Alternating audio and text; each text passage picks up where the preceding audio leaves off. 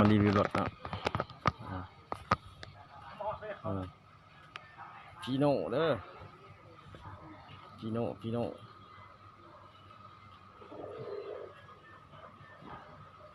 รถใช้ครอบครัวนะ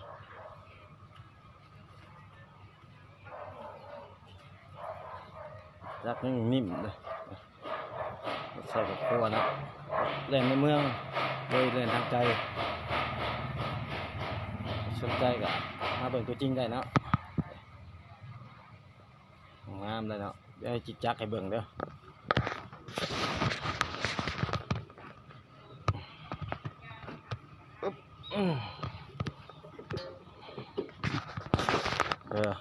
อะไรแบบนี้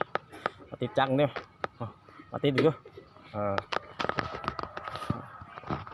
มือกล้องติดจับติดบ่ได้ติดจักเบิ่ง